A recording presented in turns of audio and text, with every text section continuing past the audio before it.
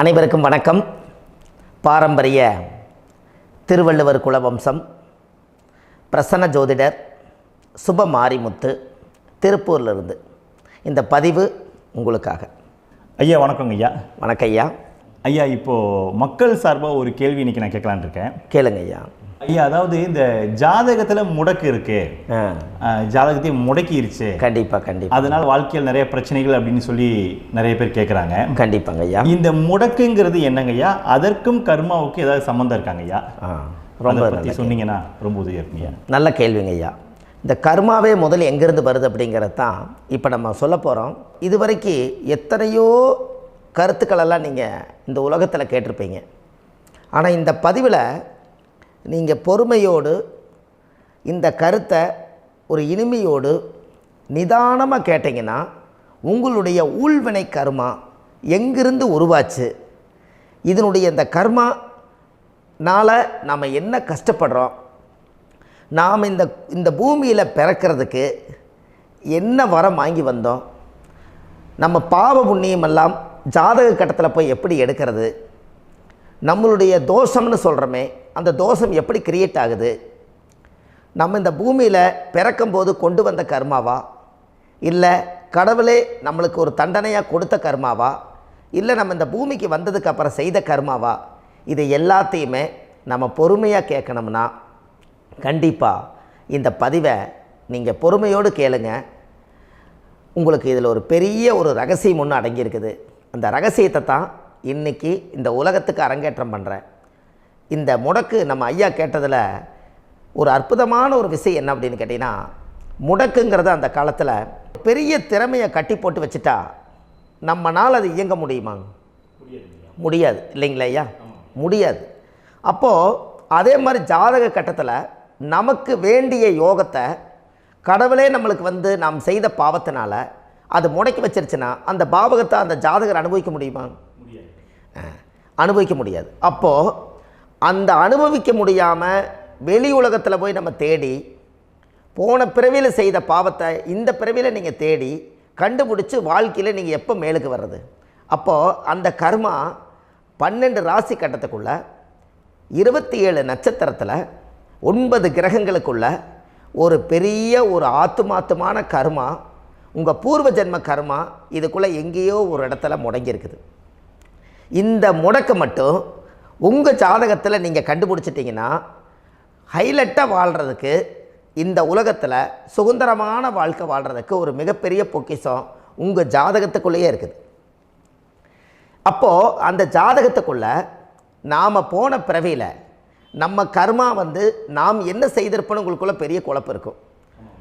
என்னங்க ஐயா, நீங்கள் என்ன கர்மா பண்ணிட்டு வந்தீங்க, நாம் போன பிறவியில் நம்ம யாரை ஒரு வதச்சோம், யாரை நம்ம மனசை புண்படுத்தினோம், நம்ம தாத்தாவுக்கு சோறு போட்டோமா, நம்ம பாட்டனுக்கு சோறு போட்டோமா, நம்ம முப்பாட்டனுக்கு சோறு போட்டோமா, நம்ம கொள்ளுப்பாட்டனுக்கு சோறு போட்டோமா, அப்போ நம்ம அப்பாவுக்கு நம்மளை பெற்றவருக்கு நம்ம சாப்பாடு கொடுத்தோமா, இவங்களுக்கெல்லாம் நம்ம சேவை பணிமடைகள் செஞ்சோமா, நம்மளுடைய உறவுகளுக்கெல்லாம் அரவணைச்சு போனோமா, நம்மளுடைய இந்த மாதிரி நாம் இரத்த சம்பந்த உறவுகளை இருந்து தான் இந்த உலகத்துக்கு நம்ம வெளியில் வந்திருப்போம். அப்போது வெளியில் நீங்கள் நிற்கிறீங்க, அப்படியே மேலே போய் பார்த்தீங்கன்னா ஒரு 7 தலைமுறையில் ஒவ்வொருத்தரும் செய்த கர்மாவெல்லாம் நம்ம பிளட்டு ரிலேட்டிவாக இப்போ நீங்கள் கரண்ட்டில் இருக்கிறவங்க கிட்ட தான் டெபாசிட் பண்ணியிருக்கோம். அப்போ இது தெரியாமல் நாம் ஜாதகத்துக்குள்ளே போய் தசாபுத்தி நல்லா தனுங்க இருக்குது, நான் ரொம்ப கஷ்டப்படுறேன், என் ஜாதகத்தில் போய் பார்த்தேன் எல்லா கிரகங்களும் நல்ல வலிமையாக இருக்குன்னு தான் சொன்னாங்க, ஆனால் இன்னும் என்னுடைய கடன் அடையலை, இன்னும் என்னோடய கர்ம தீர்ந்த மாதிரியே தெரியல, எனக்குள்ளே ஒரு தாட்டு என்னமோ நான் ஒரு பின்தங்கின வாழ்க்கையிலே வாழ்ந்துட்டுருக்கேன் அப்படின்னு நீங்கள் சொல்லும்போது, அப்போ இதையெல்லாம் தாண்டி ஒரு கர்மா உங்களுடைய ராசி கட்டத்துக்குள்ளே எங்கேயோ ஒரு பக்கத்தில் ரகசியமாக புதைஞ்சிருக்கு. அப்போது அந்த ரகசியமாக புதைஞ்சிக்கக்கூடிய அந்த முடக்கு தான் இன்றைக்கி இந்த உலகத்துக்குள்ளே நீங்கள் தெரிஞ்சுக்கக்கூடிய விஷயம். அப்போ அந்த முடக்குங்கிறது ஒன்று உண்மை. இந்த உலகத்துக்கு நம்மளை எல்லாத்துலேயும் நல்லா யோசிச்சு பாருங்கள். 12 ராசி கட்டம் இருக்குதுங்களா ஐயா? ஆமாங்க ஐயா. ஆனால் கிரகம் எத்தனை இருக்குதுங்க? 9 தான் இருக்குங்க ஐயா. ஆமாம், 12 ராசிக்கு 12 கட்டத்துக்கு 12 கிரகம் கொடுத்துருக்கலாமல்ல கடவுள். அப்போ ஏன் 3 கட்டத்தை மட்டும் எம்டி பண்ணி மீதி 9 கிரகத்தை வச்சுக்கிறாருன்னா, அப்போ நாம் செய்த 3 தலைமுறை கர்மாவுக்கு அது எந்த கட்டம் பிளாக் ஆகுதோ அந்த கட்டத்துக்குள்ளே ஏதோ ஒரு ரகசியம் இருக்கிறனால தானே எங்கேயோ ஒரு பக்கத்தில் நீங்கள் கண்டிப்பாக கர்மாவில் மாட்டுவீங்கிறது கடவுளே படைச்சு தானே இதை உருவாக்கியிருக்காரு. 12 ராசிக்கு 12 கட்டம் கொடுத்துருந்தா எங்கே நீங்கள் சுற்றி வந்தாலும் ஏதோ ஒரு வீட்டுக்குள்ளே போய் உட்காந்துக்கலாம். ஆனால் ஒரு வீடு சுத்தமாக இருக்குது, ஒரு வீட்டில் 4 கிரகம் இருக்குது, ஒரு வீட்டில் 3 கிரகம் இருக்குது, ஒரு வீட்டில் 5 கிரகம் இருக்குது, ஒரு 3 வீடு 4 வீடு காலியாக இருக்குது. அப்போ எங்கேயோ ஒரு ராசி கட்டத்துக்குள்ளேயே கடவுளுடைய கர்மா விளையாட்டு, அது ரகசிய விளையாட்டு தான். அப்போது இந்த இடத்துல தான் உங்கள் ஜாதகத்தில் முடக்கு இருக்குது. இந்த முடக்கை நீங்கள் எப்படியெல்லாம் அதை ஆராய்ச்சி பண்ணி கண்டுபிடிக்க முடியும் அப்படிங்கிற ஒரு விஷயத்தை தான் இன்றைக்கி நம்ம இந்த உலகத்துக்குள்ளே இதை நுழைக்க போகிறேன்.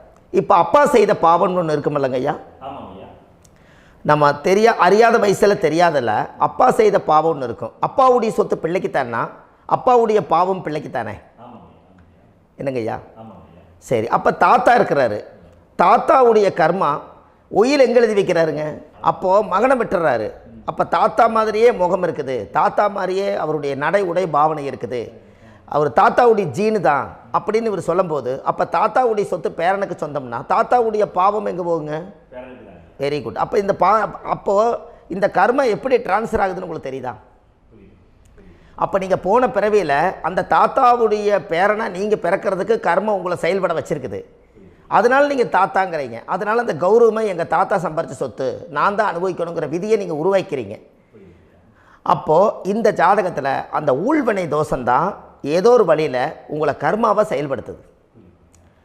அதனால தான் இந்த ஜாதகத்தில் எந்த ஒரு முடக்கை எடுக்கிறதா இருந்தாலும் சூரியன் என்ற நட்சத்திரம் எதுவோ அந்த நட்சத்திரத்துக்கு எந்த வீடு முடக்காகுதோ அங்கே தான் உங்களுடைய கர்மா ஒளிஞ்சிருக்கும். இதுதான் உங்களுடைய பெரிய ஒரு பொக்கிஷமான ரகசியம். சரிங்க ஐயா, இப்போ இதில் நவகிரகங்கள் 9 இருக்கும்போது ஏன் சூரியனை மட்டும் நம்ம இதில் எடுத்துக்கணும்னு நீங்கள் சொல்கிறீங்க? நல்ல கேள்விங்க ஐயா. நீங்கள் கேட்டீங்க பார்த்தீங்களா, 9 நவகிரகம் இருக்கும்போது சூரியனை மட்டும், அந்த சூரியன் என்ற நட்சத்திரம் பிறக்கும்போது அந்த வீடு மட்டும் முடக்காகுன்னு நீங்கள் கேட்டீங்க இல்லையா? இதுதான் அற்புதமான கேள்வி. ஏன் அப்படின்னு கேட்டிங்கன்னா, சூரியன் அப்பாவோட உயிர் கரு போய் அம்மாவுடைய பனிக்கூடத்தில் கர்ப்பத்தில் வச்சு 10 மாதம் 300 நாள் சுமந்து நீங்கள் இந்த பூமிக்கு வெளியில் வரும்போது நீங்கள் என்ன பாவத்தை இவங்க விதைச்சாங்களோ அந்த கர்மாவை வாங்கிட்டு தான் நீங்கள் வெளியில் பிரசவமாகறீங்க. இதுதானே? அப்போ சூரியன் என்ற நட்சத்திரம், அந்த சூரியனுங்கிறது உயிர் கருவல்லவா, அப்பாவுடைய உயிரணுக்கள் அம்மாவுடைய கருவிக்குள்ளே போய் நாம் குழந்தை வடிவத்தில் இருந்து 300 நாள் பாவ உன்னித்த பதிவில் ஏட்டு எழுதி ஒரு ஜாதகத்தை கையில் கொடுத்து பிறந்த உடனே உங்களுக்கு ஒரு ஏட்டை பெரட்டி நீ இப்படித்தான் விதி, இனிமேல் இப்படித்தான் நீ வாழணும்னு சொல்லி உங்கள் கர்மாவை நீங்கள் கர்மாவோடு தானே வெளியில் பிறக்கிறீங்க. அப்போ சூரியன் என்ற நட்சத்திரம் தானே இந்த உலகத்துக்கு ஒரு பெரிய ஒரு மகத்துவம். இப்போ பாருங்கள், விடிய வரைக்கும் நம்ம முழிச்சிட்ருக்குறோம், காலையில் சூரிய உதயமானால் அவங்கவுங்க செயல்படுறோம். மீதி எல்லா கிரகங்களுக்குமே வெளிச்சத்தை கொடுக்கக்கூடிய சக்தி சூரியனுடைய பிம்ப ஒளிக்குத்தானே உண்டு, என்னங்க ஐயா? அதனால தான் மேசத்து உச்ச வீடுன்னு சொல்லி மேசத்தை உச்சம்னு சொல்லி சூரிய உச்சத்தை அங்கே தான் வச்சாங்க. அப்போது அந்த காலச்சக்கரத்துக்கு 5ஆம் இடம் பூர்வ புண்ணியஸ்தானத்தில் போய் சிம்மத்தில் கொண்டு போய் சூரியனை ஆட்சி வீடுன்னு வச்சாங்க. அப்போது சூரியனில் இருந்து தான் அந்த மையப்புள்ளி உருவாகுது. அப்போ உங்களுடைய ஜாதகத்தில் அந்த சூரியனாகப்பட்டவர் பிறக்கும்போது நீங்கள் உங்கள் ஜாதகத்தை நீங்கள் எடுத்துக்கங்க ஐயா. நீங்கள் இன்றைக்கே போய் கதவை திறந்து உங்கள் பெட்டியை திறந்து பீர்வாவுக்குள்ளே உங்களுடைய ஜாதகம் இருக்குது, அந்த ஜாதகத்தை எடுத்து ஜோதிடர்கிட்டையே நீங்கள் சந்தேகம் கேட்குறக்கு முன்பு நீங்களே உங்களுடைய கர்ம பற்றி தெரிஞ்சுக்கிறதுக்கு இந்த பதிவில் உங்களுக்கு ஒரு ரகசியத்தை சொல்லித்தரேன். உங்கள் ஜாதகத்தில் இப்போ இது வரைக்கும் ராசி கட்டத்தை நீங்கள் பார்த்துருப்பீங்க, ஆனால் பாதசாரம்னு ஒன்று இருக்கும் இல்லைங்களா? ராசிக்கு பாதசாரம்னு ஒன்று இருக்கும்.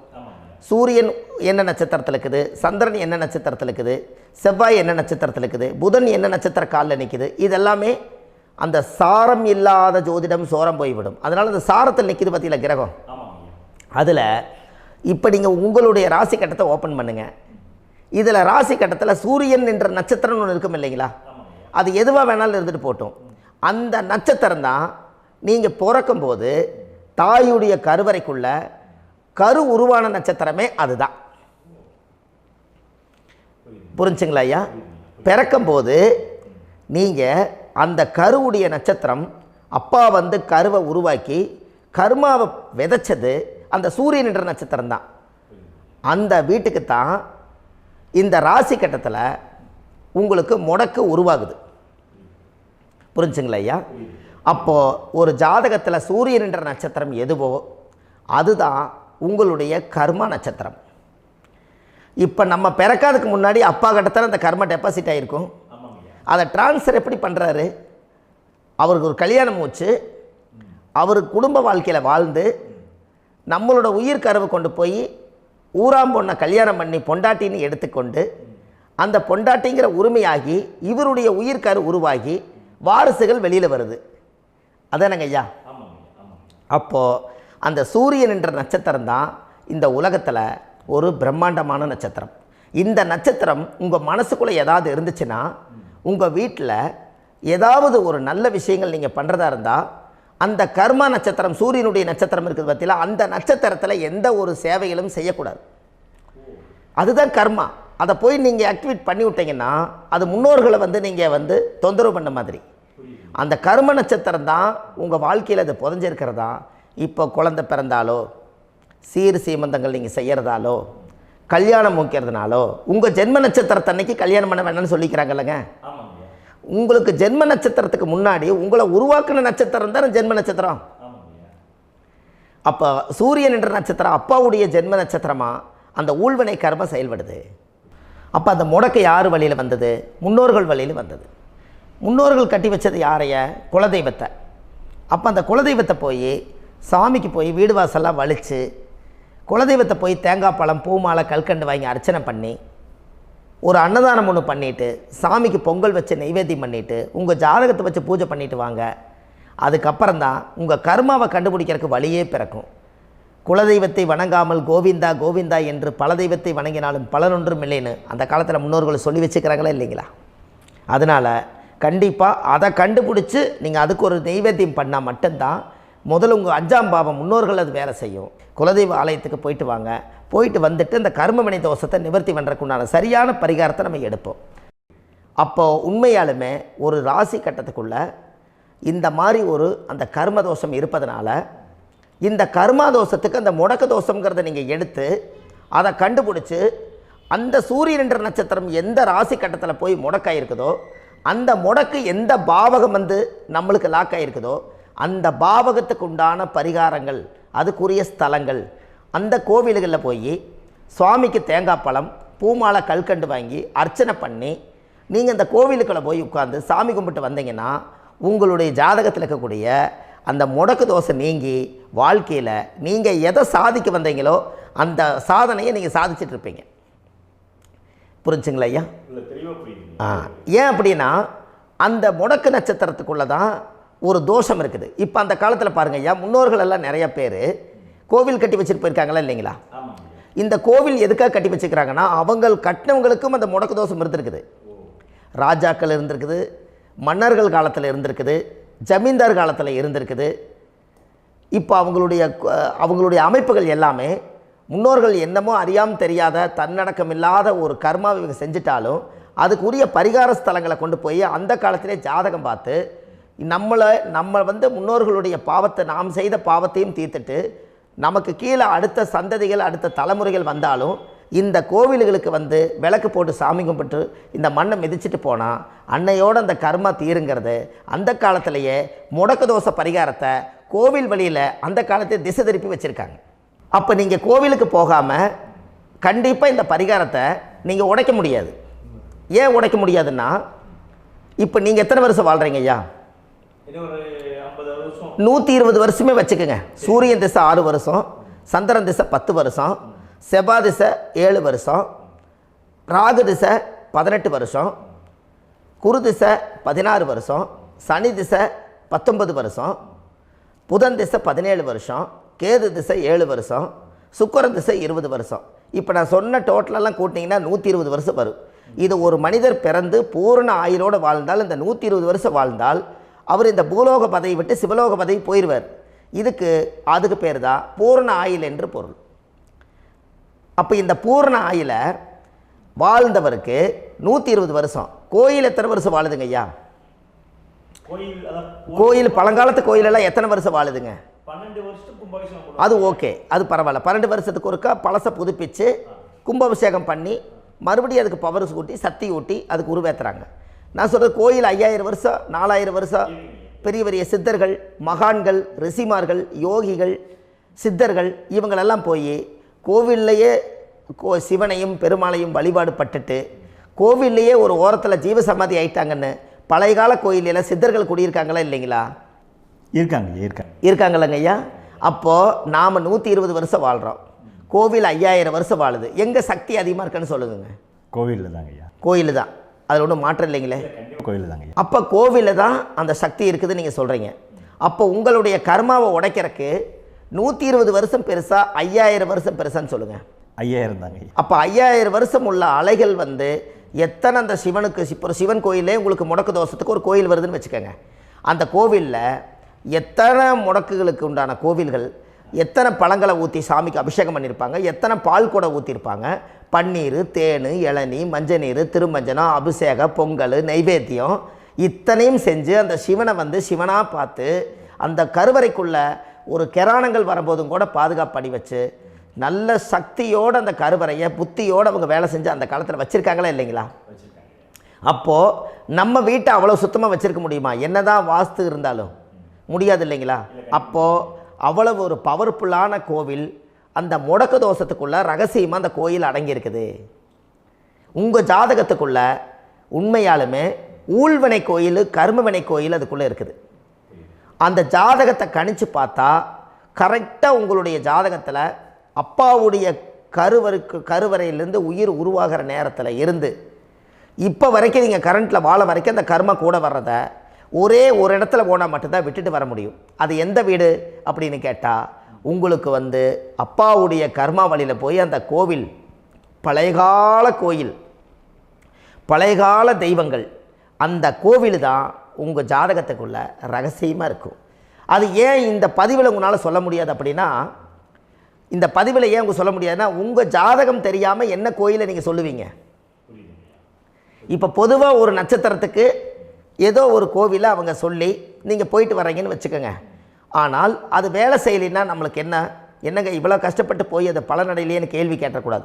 உங்கள் ஜாதகத்தை நீங்கள் கொண்டாங்க, உங்கள் டேட் ஆஃப் பர்த் டயத்தை போட்டு ஜாதகத்தை கணிச்சு நீங்கள் சூரியன் என்ற நட்சத்திரத்துக்கு உங்களுடைய கர்மவினை கோவில் யார், உங்களுடைய முடக்கு யார், ஊழ்வனை தோஷத்துக்கு உண்டானவர் யார், தாய் வழி கர்மா யார், தந்தை வழி கர்மா எது, நீங்கள் பிறக்கும்போது வந்த கர்மா என்ன, இது எல்லாம் கணிக்காமல் பொதுவாக ஒரு கோயிலில் போய் நீங்கள் பாட்டுக்கு சாமி கும்பிட்டு வந்தால் பலன் எப்படி கிடைக்கும்? கண்டிப்பாக கிடைக்காதுங்க ஐயா. என்னங்க ஐயா? அது தெரிஞ்சு பண்ணாதான் சரியா? ஒரு டாக்டர்கிட்ட போகிறீங்க, என்னை அப்படியே ஸ்கேன் பண்ணி ஒரே ஒரு மாத்திரை கொடுங்கன்னு கேட்டால் டாக்டர் கொடுப்பாருங்களா? அவர் என்ன பிரச்சனை இருக்குதோ அதை முதல்ல கண்டுபிடிச்சி ஸ்கேன் பண்ணி பார்த்து ரிப்போர்ட் எடுத்து அது மூலியமாக தான் கொஞ்சம் எடுத்து ஐயா உங்களுக்கு இந்த பிரச்சனை, இதுக்கு தீர்வுக்கு இதுக்குண்டான மெடிசன், இது இப்படித்தான் சாப்பிடணும்னு அது முறையாக சொல்லி அந்த உயிர் வாழ வைக்கிறாரு டாக்டர். அவர் ஒரு தெய்வ வடிவத்தில். கரெக்டுங்களா ஐயா? அப்போ உங்களோட கர்மா எங்கே செயல்படுது அப்படின்னா இந்த முடக்க நீங்கள் இந்த பதிவில் தெரிஞ்சுக்கங்க. அதுக்குரிய நட்சத்திரம் என்னன்னு தெரிஞ்சு வச்சுங்க. உங்கள் ஜாதகத்தில் சூரியன் என்ற நட்சத்திரத்தை எடுத்துக்கங்க. அந்த வீட்டுக்கு முடக்க இந்த பதிவில் எந்த வீடு லாக் ஆகிருக்குதுங்கிறத நான் உங்களுக்கு இந்த வீட்டில் சொல்கிறேன். அந்த வீட்டு நீங்கள் பாருங்கள், உங்களுடைய லக்கணத்துக்கு அது எந்த வீடு. இப்போ லக்கணத்துக்கு ஒரு 7வது வீடுன்னே வச்சுக்கோங்க. அப்போ லக்கணத்துக்கு 7வது வீடே முடக்கு. அப்படி ஒரு முடக்கு ஆகிப்போச்சுன்னா ஒரு ஜாதகத்தில் லக்கணம் தான் 1, 7ஆம் இடம்ங்கிறது மனைவி ஸ்தானம். ஒரு ஆணுடைய ஜாதகத்துக்கு 7ஆம் இடம் தான் மனைவி. அவருக்கு நல்ல மனைவி அமையாமல் ஆடம்பரம் இருந்தும் வீடு அரண்மனை மாதிரி இருந்தும் அந்த மனைவியை ஒரு சந்தோஷமாக அவர் அனுபவிக்க முடியாது. புரிஞ்சுங்களா ஐயா? சந்தோஷமாக அனுபவிக்க முடியாது. ஏன் அப்படி? 7ஆம் இடத்துல தான் அவரோட கர்மா உட்கார்ந்துருக்குது. கரெக்டாக சொன்னீங்க. 7ஆம் இடத்துல தான் அந்த கர்மா உட்கார்ந்துருக்குது. அப்போ அந்த 7ஆம் இடத்துல இருக்கக்கூடிய அந்த கர்மா போன பிறவியில் நீ மனைவிக்கு சோறு போடாமல் மனைவியை கட்டி வச்சு அடிக்கிறதும், மனைவியை துன்புறுத்துறதும், அந்த மனைவி இருக்கவே இன்னொரு வாழ்க்கைக்குள்ளே போகிறதும், இங்கே வாழ வேண்டிய தாம்பத்திய சந்தோஷத்தை கொண்டு போய் இன்னொரு இடத்துல கொடுக்கறதும், தெரிஞ்சிருந்தே நம்மளுடைய மனசுக்குள்ளே திருடுத்தனமாக வாழ்கிறதும், இது எல்லா கர்மாவும் போன பிறவியில் நாம் செய்த ஊழ்வினை கர்மா தான் உங்கள் ஜாதகத்தில் 7ஆம் இடம் முடக்கு. அப்போ அந்த 7ஆம் இடம் முடக்கா இருந்துச்சுன்னா கண்டிப்பாக உங்கள் ஜாதகத்தில் நீங்கள் என்ன அனுபவிச்சிட முடியும்? நல்ல நண்பர்கள் கிடைக்க மாட்டாங்க, நல்ல ஒரு பார்ட்னர்ஷிப் அமையாது, நல்ல ஒரு நட்பு வட்டங்களில் எதையும் அனுபவிக்க விடாது, ஒரு அங்கீகாரமான உறவுகளில் போய் நம்ம ஸ்ட்ராங்காக நிற்க முடியாது. 7ஆம் இடம் என்பது தாம்பத்திய வாழ்க்கை, பூர்த்தி இல்லாத வாழ்க்கையாக இருக்கும்.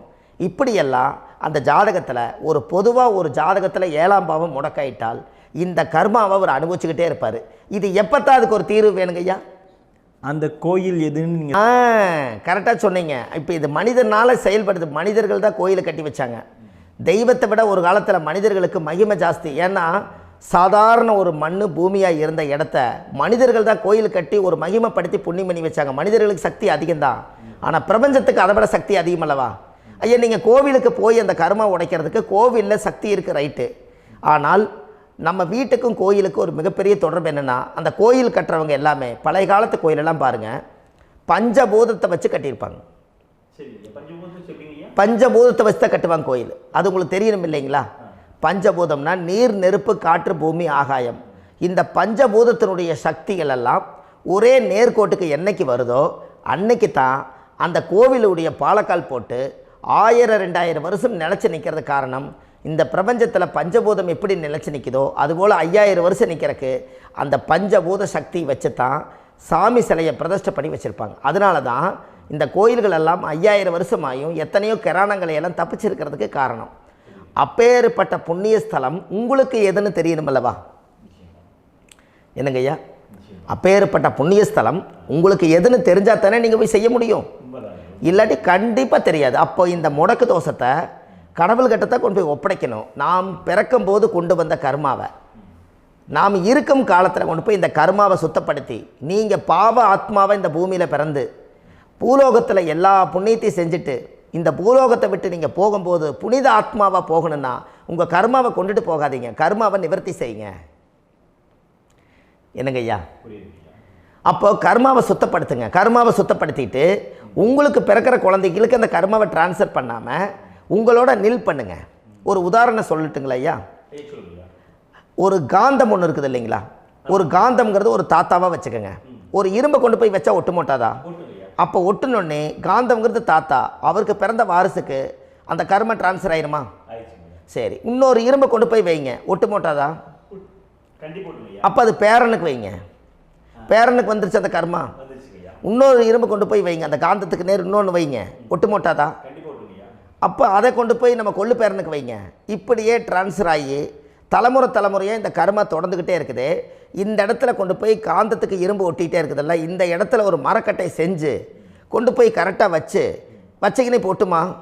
அந்த மரக்கட்டையை கொண்டு போய் வைக்கிறவர் யார்? மரக்கட்டை வச்சுட்டு அடுத்த வாரிசு புனிதமாக பிறந்துட்டு அந்த மேலே இருக்கிற கர்மாலாம் இந்த அடுத்த இதுக்கு வராதில்ல. இதுதாங்க ஐயா கர்மா. தொடர்ந்து வரக்கூடிய கர்மாவை அதை நில் பண்ணணுங்கிறதுக்கு பேர் தான் இந்த உதாரணத்தை சொன்னவங்களுக்கு. அப்போ நாம் இந்த பூலோகத்தில் நம்ம ஒரு தாயுடைய கருவறையில் இருந்து தொப்புள் கொடி அறுக்கும் நேரம் நாம் என்ன கர்மாவை வாங்கி வந்திருந்தாலும் அதையெல்லாம் ஆராய்ச்சி செய்து ஜாதகத்தில் முழுமையாக கண்டுபிடிச்சி ஒரு காலம் இல்லைனாலும் ஒரு காலம் நம்ம நல்லா இருக்கிறதுக்காக, நம்ம வாரிசுகள் எல்லாம் நலமடைஞ்சு வளமடைஞ்சு வர்றதுக்காக இந்த கர்மா தோஷத்தை கரெக்டாக கண்டுபிடிச்சி சரியான கோவிலுக்கு போய் நீங்கள் கர்மாவை நிவர்த்தி பண்ணி அங்கே பூஜை புனஸ்தானங்கள், சகசரநாம பூஜைகள், ஓமங்கள், வழிபாடுகள் இதெல்லாம் நீங்கள் செஞ்சு உங்களுடைய பாவத்தை எல்லாம் கழித்து உங்கள் ஜாதகத்தவே யோகமாக மாற்ற முடியும். கண்டிப்பாக மாற்ற முடியும். ஏன்னா நம்ம யாரை நம்பி செய்கிறோம்? சரியான கடவுள்கிட்ட வழிகாமிக்க போகிறோம். அப்போ கடவுள் பொய்யாயிருவாரா? ஐயா, நம்ம அதாவது அந்த காலத்தை சொல்லுவாங்க, சத்தியுள்ள சாமி கும்பிட்டு புத்தி உள்ள உள்ளே பெக்கணும்னு சொன்னாங்க. 16 வதபதன்னு பெக்கலை, எல்லாம் அறிவோடு பெற்றாங்க. அதனால் எல்லாமே தாய் தந்தைகள் பேச்சை கேட்டாங்க. அன்றைக்கி எல்லாருமே தாய் தந்தைகளுக்கு தூணாக நின்னாங்க. அப்போ அந்த காலத்தில் சத்தியுள்ள சாமி கும்பிட்டு புத்தி உள்ள உள்ளே பெக்கணும்னு சொல்லி அன்றைக்கி அறிவோடு பெற்று இந்த கர்மாவை ஆளுக்கு ஒரு கர்மாவை டிரான்ஸ்ஃபரை பிரித்து எல்லாரும் சுத்தப்படுத்தினாங்க. இன்றைக்கி நம்ம ஒரு குழந்தை 2 குழந்தை பெற்று வச்சுருக்கோம். அவங்களுக்கே இவ்வளவு கர்மா வந்துருச்சுன்னா இந்த குழந்தைகளுக்கு என்னைக்கு இந்த கர்மாவை போய் கண்டுபிடிச்சி நீங்கள் எப்போ சரி பண்ணுவீங்கன்னு. அப்போ இந்த வாழ்க்கையில் ஏதோ ஒரு பிரபஞ்ச சக்தி நம்மளை அறியாமல் என்னமோ ஒரு இயக்கத்தில் கொண்டு போய் விட்டுருச்சுங்களா? அப்போ இனிமேலாவது இந்த கர்மாவில் இருந்து கண்டிப்பாக நம்ம நிவர்த்தி ஆகணும்னு சொன்னால் இந்த முடக்கு தோஷத்தை யாரெல்லாம் கண்டுபிடிச்சி இந்த ஊழ்வினை கர்மாவில் இருந்து நாம் கருவறையில் சுமக்கும் போது 10 மாதம் நீங்களாம் என்னென்ன நினச்சிருப்பீங்க? அதாவது கருவறைக்குள்ள கருப்பாக ஒரு பிண்டம் இடப்பக்கம் கிடக்கையில் இந்த பூமிக்கு வரும்போது நீங்கள் என்னென்ன நினச்சிருப்பீங்க? இந்த பிறந்ததுக்கு அப்புறம் வந்து தான் அம்மா தெரியுது, அப்பா தெரியுது, தாத்தா தெரியுது, பாட்டி தெரியுது, இந்த உலகத்தில் கண்கொள்ளாத காட்சிகள் எல்லாம் தெரியுது, எல்லாம் தெரியுது. ஆனால் 10 மாதம் உங்கள் வாழ்க்கையில் நீங்கள் இருக்கும்போது நீங்கள் என்னென்னலாம் நினச்சி இந்த பதிவில் இறைவன் கொடுத்தாரோ அதையெல்லாம் அனுபவிக்கத்தான் வந்தீங்க. அதுக்கு இடையில இருக்கிறதான கர்மா. இந்த ஒரு விஷயம் உங்களுக்கு கிடச்சிருச்சுன்னா நீங்கள் எல்லாருமே ராஜயோகமாக பிழைப்பீங்கள்ல. இதில் ஏழை பணக்கார யாரையுமே சொல்ல வரல. அவங்க பிறக்கும்போது புண்ணியத்தை பொறுத்து தான் போன ஜென்மத்தில் நம்ம என்ன புண்ணியங்கள் பண்ணி வச்சோமோ அந்த புண்ணியத்தில் இன்றைக்கி நல்லா வாழ்கிறாங்க. ஒருத்தர் கேட்டார், என் ஜாதகத்தில்ங்க எங்கூட படித்தவர் இடம் வாங்கிட்டார், வீடு வாசல் கட்டிட்டார், தொழில் பண்ணிட்டார், நல்லா இருக்கார், ஆனால் நான் இன்னும் அப்படியே தான் இருக்கிறேங்கன்னு ஒருத்தர் கேட்டார். அதுக்கு ஒரு கருத்து என்னென்னா, டேட் ஆஃப் பர்த் ஒன்று தான், டைம் ஒன்று தானே வச்சுக்கோங்க. அவங்க அப்பா செஞ்ச புண்ணியம் வேறு, நீங்கள் செஞ்ச பாவங்கள் வேறு. அவர் செஞ்ச புண்ணியத்தினால அவருக்கு எல்லாமே முன்னாடி கிடைக்கிது. நீ கர்மாவெல்லாம் கழிச்சிட்டினா பின்னாடி கிடைக்க போகுது. இதில் மற்றவங்களை பற்றி வேற்றுமையாக நினைக்கிறதுல எந்த ஒரு இதுவுமே இல்லை. அப்போ ஒருத்தர் பார்த்து ஒருத்தர் வாழ வேண்டாம். உங்களுடைய சுய அறிவை வச்சு இந்த பூலோகத்தில் இந்த பூமியில் நீங்கள் 4 தெரிஞ்சு நல்ல விதமாக கற்றுக்கிட்டு இந்த உலகத்தில் சிறப்பாக வாழ கற்றுக்குங்க. அதுக்கு அந்த ஊழ்வினை தோஷத்தை கண்டுபிடிங்க. உங்களுக்குன்னு ஒரு முடக்கு இருக்குதுங்கிறத இன்றைக்கி நீங்கள் எழுதி வைங்க. அதை எப்படியாவது கண்டுபிடிங்க, அதை தேடுங்க. ஒரு முறை நீங்கள் ஜாதகத்தை கொண்டு வாங்க. அந்த ஜாதகத்தை கொண்டு வந்து உங்கள் பாவகத்தில் எத்தனாம் பாவம் முடக்காயிருக்குதுன்னு பாருங்கள். அந்த பாவகம் முடக்காயிருச்சுன்னா உங்கள் வாழ்க்கையில் அதிலிருந்து உங்களால் வெளியில் வரவே முடியாது. கண்டிப்பாக வர முடியாது. அதை நீங்கள் கண்டுபிடிச்சா மட்டும்தான் நீங்கள் மேலே வர முடியும். ஏன்னா நிறைய பரிகாரங்கள், பூஜைகள், யாகங்கள், ஓமங்கள் எல்லாம் செய்து வச்சும் கூட அந்த கர்மவினைக்கு உண்டான கோவிலுக்கு போய் அந்த 5000 வருஷ பழமை வாய்ந்த தெய்வத்துக்கிட்ட போய் நீங்கள் முறையிட்டு விளக்கு போட்டு உங்கள் கர்மத்தை எல்லாம் நான் நீ தான் தீர்த்து கொடுக்கணும்னு சொல்லி நம்பிக்கையோடு நீங்கள் போய் அந்த சரணாகதி அடையிறீங்க பாருங்கள், அங்கே தான் உங்கள் கர்மாவை எடுத்து விடுறாரு. அப்போ இந்த ரகசியம் உங்களுக்கு வேணுமல்லவா? அப்போ உங்கள் ஜாதகத்தில் எங்கே முடங்கி அதுக்குரிய கோவில்கள் எல்லாம் என்ன, அதுக்கு தான பரிகாரம் என்ன, அதுக்கு நீர் பரிகாரம் என்ன, யாத்திரை பரிகாரங்கள் என்ன, நீங்கள் வீட்டில் இருந்தே செயல்படுத்தக்கூடிய பரிகாரங்கள் என்ன, பரிகாரம் கோவிலுக்கு போய்த்தான் நடக்குமா, இல்லை நாம் வீட்டில் வச்சு வணங்குறதுனால நடக்குமா, நாம் செய்யக்கூடிய தர்ம பரிகாரங்கள் என்ன, தான பரிகாரங்கள் என்ன, இப்படி பல விதமாக இருக்கிறனால உங்கள் ஜாதகத்துக்கு எந்த மாதிரி பரிகாரம் கனெக்ட் ஆகுதுங்கிறது தெரியணும். இது தெரியாமல் கண்டிப்பாக உங்களால் செயல்படுத்துறது ரொம்ப கஷ்டம். இதனால் இதை நீங்கள் தெரிஞ்சுக்கணும்னா இப்போ நம்ம பாருங்கள், நீங்கள் அந்த தெரிஞ்சுக்கிட்டாலே உங்கள் வாழ்க்கையில் ஒரு டைம் தான் நீங்கள் தெரிஞ்சுக்க போகிறீங்க. உங்களுடைய கர்மா என்ன, நீங்கள் எங்கே செயல்பட்டு போயிட்டுருக்கிறீங்க, உங்கள் போகிற பாதை சரியா இல்லை அந்த பாதையில் முள்ளு கல் இருக்குதா, இது எல்லாம் உங்களுக்கு தெரியலனா இந்த முடக்கை கண்டுபிடிக்கக்கூடிய சக்தி வாய்ந்த இந்த கர்மாவை நிவர்த்தி பண்ணுறதுக்கு வழிகள் இருக்குது.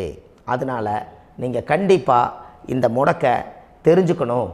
இந்த முடக்கு ராசினா என்ன உண்மையாலுமே உங்கள் வாழ்க்கையில் நீங்கள் தெரிஞ்சு இனிமேல் உங்கள் வாழ்க்கையில் இதுவரையிலும் கர்மாவுக்குள்ளேயே கஷ்டப்பட்டீங்க, வழி தெரியாமல் கண்ணை கட்டி காட்டில் விட்ட மாதிரி இருந்தீங்க. இனி அப்படி இருக்க வேண்டாம்.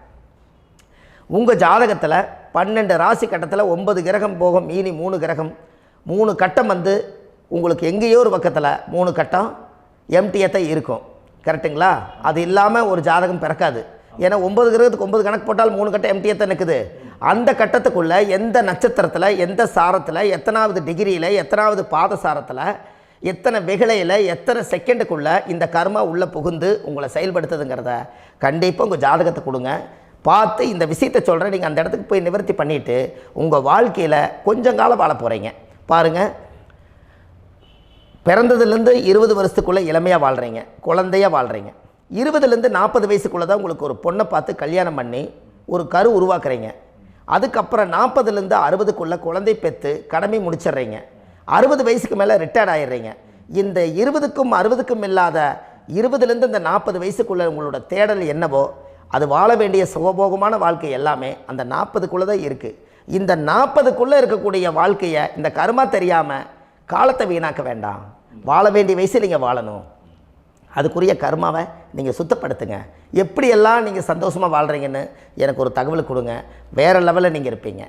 கண்டிப்பாக இந்த பதிவில் உங்களுக்கு நான் இந்த விஷயத்தை கொடுக்க போகிறேன். இந்த முடக்கு நட்சத்திரங்கள் என்ன அப்படிங்கிறத இந்த பதிவில் நீங்கள் ஒரு நோட் ஒன்று எடுத்துக்கோங்க, குறித்து வச்சுக்கோங்க. இதில் இருந்து அவங்கவுங்களுக்கு முடக்கு நட்சத்திரம் என்னங்கிறத இந்த பதிவில் நான் உங்களுக்கு கொடுக்குறேன். இந்த வீடு தான் அது முடக்குங்கிறத சொல்கிறேன். இதையெல்லாம் நீங்கள் தெரிஞ்சு உங்கள் ஜாதகத்தவே நீங்கள் முடக்கு எடுத்து கண்டிப்பாக உங்கள் வாழ்க்கையில் நீங்கள் நல்லா இருப்பீங்க. அதுக்கு ஒரு நோட் எடுத்து வச்சுக்கோங்க. இது வரைக்கும் கர்மாவை பற்றி நம்ம பேசினோம். உங்கள் ஜாதகத்தில் சூரியன் என்ற நட்சத்திரத்துக்கு தான் முடக்குன்னு சொன்னீங்களே, எந்த வீடுங்கிற ரகசியத்தை இன்றைக்கி நம்ம எல்லோரும் தெரிஞ்சுக்கலாமா? இத்தனை காலமாக நீங்கள் தெரிஞ்சுக்காத ஒரு ரகசியத்தை இன்றைக்கி உங்கள் ஜாதக கட்டத்தில் நீங்களே முடக்க கண்டுபிடிச்சி அதுக்குண்டான பலனை தேட போகிறீங்க. அந்த தேடல் தான் உங்களை கொண்டு போய் உட்கார வைக்க போகுது. ஒரு உதாரணம், உங்கள் ஜாதகத்தில் பாதசாரம் இருக்குது அல்லவா? அந்த பாதசாரத்தில் சூரியன் என்ற நட்சத்திரம், சூரியன் நின்ற நட்சத்திரம் பாதசாரத்தில் கரெக்டாக எடுங்க. சூரியன் என்ற நட்சத்திரம் அனுச நட்சத்திரமாக இருந்தால் மகர வீடு தான் முடக்க ராசி. அப்போ மகர வீடு தான் முடக்கு ராசி. அந்த முடக்கு ராசி அந்த சூரியன் என்ற நட்சத்திரத்துக்கு அந்த ஊழ்வினை தோஷம், அந்த கர்மா அந்த மகர ராசியில் போய் உட்கார்ந்துருக்கனால அந்த பூர்வ ஜென்மத்தினுடைய அந்த பாவங்கள் எல்லாம் நீங்கள் தீர்க்கக்கூடிய இடம் அதுதான். மகரம் என்பது முதல வீடு. அந்த முதலை கொண்டு போய் உணவு ஒரு நேரம் கொண்டு போய் சாப்பாடு கொடுத்துடுவாங்க. நம்ம வீட்டில் நம்ம தொழிலில் வேலை செய்கிறவங்களுக்கு சாப்பாடு அன்னதானங்கள் பண்ணுங்கள். இந்த கர்மா பரிகாரத்தை முறையாக கண்டுபிடிச்சி அதுக்குரிய பரிகாரங்களெல்லாம் நீங்கள் செஞ்சால் வாழ்க்கையில் கண்டிப்பாக நல்லா இருப்பீங்க. அப்போ சூரியன் என்ற நட்சத்திரமே உங்களுடைய வாழ்க்கையில் மகரம் வீடு தான் அது முடக்க மாறுது. அது நிவர்த்தி ஆயிடுச்சுன்னா கண்டிப்பாக உங்கள் வாழ்க்கையில் ஒரு நல்ல மாற்றத்துக்கு வந்துடுவீங்க. உங்கள் லக்கணத்துக்கு இது எத்தனாம் பாவம்னு பாருங்கள். அந்த பாவகத்தை உங்களுக்கு முடங்கியிருக்கும், அங்கே தான் கர்மா இருக்குது.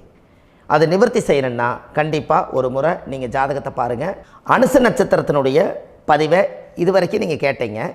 அதுக்கு அடுத்தது கேட்ட நட்சத்திரத்தை பற்றி அடுத்த பதிவில் நம்ம பார்க்க போகிறோம். நம்ம ஆன்லைன்லேயே ஜாதகம் பார்க்குறோம். உங்கள் date of birth, time, place கொடுத்தீங்கன்னா போதும். உங்களுக்கு ஜாதகத்தை கணிச்சு ஃபோன்லேயே உங்களுக்கு கர்ம ராசி கண்டுபிடிச்சி உங்களுக்கு உண்டான கர்ம பரிகாரத்தை சொல்லி உங்கள் வாழ்க்கையில் ஒரு வெளிச்சத்தை கொண்டு வர்றதுக்கு என்றைக்கும் உங்களுக்கு உறுதுணையாக இருப்பேன். நீங்கள் கண்டிப்பாக இந்த பதிவுகள் எல்லாம் இது உங்களுக்காகத்தான். இது அதிகாலை நேரத்தில் பிரம்ம முகூர்த்தத்தில் இந்த பதிவை உங்களுக்கு முழுமையாக சமர்ப்பணம் பண்ணுறேன். இதை இதை வழி நடத்தி இதைய எப்படியெல்லாம் இந்த முடக்க கண்டுபிடிச்சி இப்படியெல்லாம் பேச வச்சு அழகு பார்க்க நம்ம முன்னோர்களுடைய ஆசீர்வாதமும் இந்த முடக்க கண்டுபிடிச்ச குருமார்களும் அவங்களுடைய குடும்ப பாரம்பரிய வம்சாவளிகளும் எல்லாருமே நல்லா இருக்கணும். அதுக்காக இந்த நேரத்தில் நான் வந்து அடியேன் சுப மாரிமுத்தாக இருந்து திருப்பூர்லேருந்து இந்த பதிவை உங்களுக்கு நான் கொடுக்குறேன். கண்டிப்பாக இந்த முடக்கு கோயிலுக்கு, இந்த முடக்கு தோஷத்துக்கு உண்மையான பரிகாரங்கள், எளிமையான பரிகாரங்கள் நீங்களே வாழ்க்கையில் செஞ்சு ஆதிகால பரிகாரங்கள் உங்கள் மனசுக்குள்ளே இருக்குது. அதை செயல்படுத்தினா மட்டும் போதும், வாழ்க்கை எங்கேயோ போயிடும். கண்டிப்பாக ஒரு முறை உங்கள் ஜாதகத்தை அனுப்பி வைங்க, உங்களுக்கு நான் பார்த்து பலன் சொல்கிறேன். இன்றைக்கி நான் கொடுத்த பதிவுகள் எல்லாம் உங்களுக்கு ரொம்ப பயனுள்ளதாக இருந்திருக்கும். உங்களுக்கு இது வரைக்கும் எத்தனையோ கர்ம வினைகளை பற்றி தெரியாமல் இருந்திருப்பீங்க. இந்த பதிவில் நிறைய கேட்டு தெரிஞ்சுக்கிட்டீங்க. இதெல்லாம் வாழ்க்கையில் ரொம்ப முக்கியமான பரிகாரங்கள், எளிமையான பரிகாரங்கள். நேராக நீங்கள் கடவுளைத்தான் கெட்டியாக பிடிக்க போகிறீங்க. அந்த பரிகாரங்கள் எல்லாம் செஞ்சு அதிகாரமாக வாழ்ந்து இந்த பூலோகத்தில் நல்ல சிறப்பாக வாழ்கிறதுக்கு இந்த பரிகாரம் உங்களுக்கு ரொம்ப யூஸ்ஃபுல்லாக இருக்கும். கண்டிப்பாக இந்த பதிவை செய்யுங்க. நம்ம பாரம்பரிய திருவள்ளுவர் குல வம்சம், பிரசன்ன ஜோதிடர் சுப மாரிமுத்து, திருப்பூரில் இருக்கேன். 30 ஆண்டு காலமாக நம்ம ஜோதிடம் பார்த்து கொண்டிருக்கிறோம்.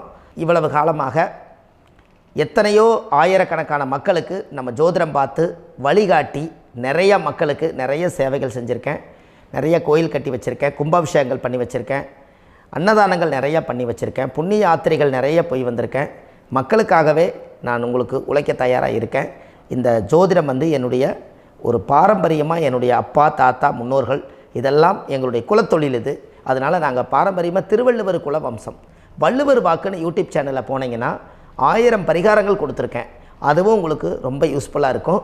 வள்ளுவர் வாக்கு அப்படின்னு போடுங்க, அப்படி இல்லைன்னா சுப மாரிமுத்துன்னு போடுங்க. இதில் பரிகாரங்கள் நிறையா கொடுத்துருப்பேன். கண்டிப்பாக இதெல்லாம் நீங்கள் சந்தித்து நீங்கள் ஒரு சப்ஸ்கிரைப் பண்ணி வச்சுக்கோங்க. நான் போடக்கூடிய பதிவுகள் எல்லாமே உங்களுக்கு நோட்டிஃபிகேஷனாக வந்துடும். அதனால் நீங்கள் ஒரு சப்ஸ்கிரைப் பண்ணி வச்சுக்கோங்க. தினமும் ஒரு தகவல் உங்களுக்கு கொடுத்துக்கிட்டே இருக்கேன். இதெல்லாமே உங்களுக்கு ஒரு பெரிய சந்தோஷமான நிகழ்ச்சிகள். என்றைக்கும் உங்களோட நான் வாழ்கிறேன். உங்களுடைய குடும்பத்தில் நான் ஒருத்தராக இருந்து குடும்ப ஜோதிடராக நான் இருப்பேன்.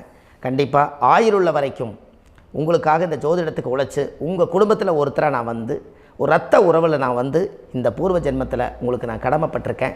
கண்டிப்பாக அடுத்த பதிவில் உங்களை நான் சந்திக்கிறேன். வாழ்வது ஒரு முறை, வாழ்த்தட்டும் தலைமுறை. நன்றி, வணக்கம்.